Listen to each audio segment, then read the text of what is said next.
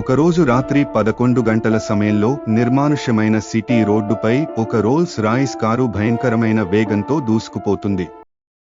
Car నడుపుతున్న వ్యక్తి మద్యం మత్తులో ఉండడంతో అతను ఎలా డ్రైవ్ చేస్తున్నాడో కూడా అతనికి అర్థం కావడం లేదు.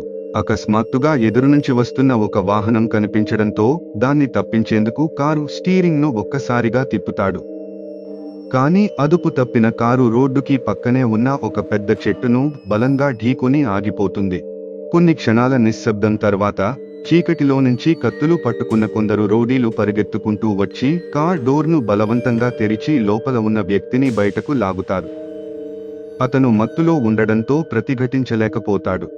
ఆ రౌడీలు అతనిపై కత్తులతో క్రూరంగా దాడి చేసి చనిపోయాడు అనుకోని రక్తపు మడుగులో పడేసి పారిపోతారు. నిశ్శబ్దమైన ఆ రాత్రి ఆ రోడ్డుపై కేవలం గాలి శబ్దం మాత్రమే మిగులుతుంది. తర్వాత ఏం జరిగిందో తెలుసుకోవడానికి మన కథలోకి వెళ్ళిపోదాం. Welcome to my channel.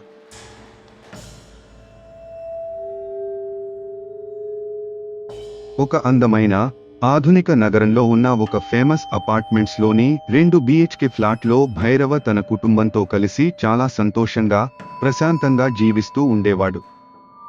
Bhairava ఎత్తుగా దృఢమైన శరీరంతో చాలా హ్యాండ్సమ్గా ఉండేవాడు.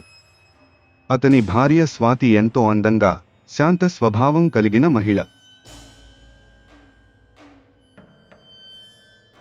వారి చిన్న కొడుకు ఈశ్వర్ అమాయకంగా క్యూట్గా ఉండే స్కూల్ స్టూడెంట్.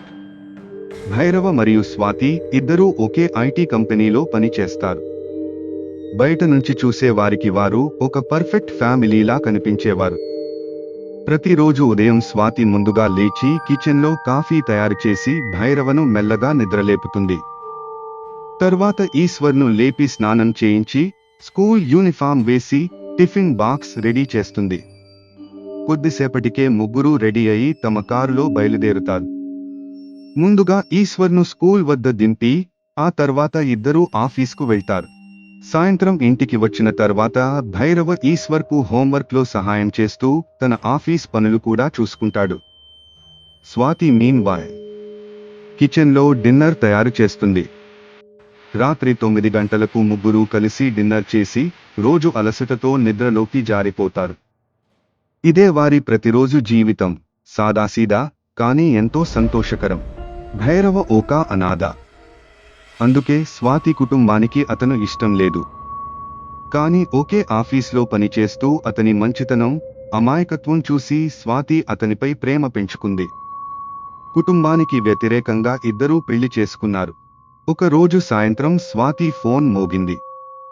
స్క్రీన్పై అమ్మా అని కనిపించింది. ఆశ్చర్యంగా ఫోన్ ఎత్తిన స్వాతికి ఆమె తల్లి చెప్పింది, ఈ శనివారం ఫ్యామిలీ గెట్ టుగెదర్ ఉంది. నీ తాతగారు నిన్ను తప్పకుండా రావాలని చెప్పారు. నువ్వు నీ ఫ్యామిలీ రాత్రి 8 గంటలకు నోవోటెల్కి రావాలి అని చెప్పి వెంటనే కాల్ కట్ చేసింది. ఇన్ని రోజుల తర్వాత తన కుటుంబం పిలిచిందనే ఆనందంతో స్వాతి కళ్లలో సంతోషం మెరుస్తుంది. వెంటనే ఆ విషయం భైరవకు చెప్పి మనము తప్పకుండా వెళ్ళాలి అని అంటుంది. భైరవ కాసేపు నిశ్శబ్దంగా ఉండి చివరకు సరే వెళ్దాం అని ఒప్పుకుంటాడు. కానీ వారికి తెలియని విషయం ఏమిటంటే ఆ రోజు వారి జీవితాన్ని పూర్తిగా మార్చబోతుంది. ఆ గెట్ టుగెదర్ ఒక సాధారణ కుటుంబ సమావేశం కాదు. అది వారి గతాన్ని, రహస్యాలను బయటపెట్టే రాత్రి. స్వాతి ఎంతో ఆనందంగా ఆ రోజుకు సిద్ధమవుతుండగా భైరవ మాత్రం లోలోపల ఏదో ఆందోళనతో కనిపిస్తాడు. ఆ రాత్రి నోవోటెల్లో ఏమి జరగబోతోంది? స్వాతి తన భర్త నిజంగా ఎవరో తెలుసుకుంటుందా?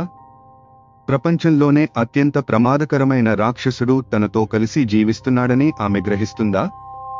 ఈ ప్రశ్నలన్నింటికీ సమాధానం తెలుసుకోవాలంటే నెక్స్ట్ పార్ట్ అని నాకు కామెంట్ చేయండి. మన ఛానల్ని సబ్స్క్రైబ్ చేసి ఒక లైక్ కొట్టండి. మీ ఫ్రెండ్స్ అండ్ ఫ్యామిలీ మెంబర్స్కి షేర్ చేయండి. Thank you.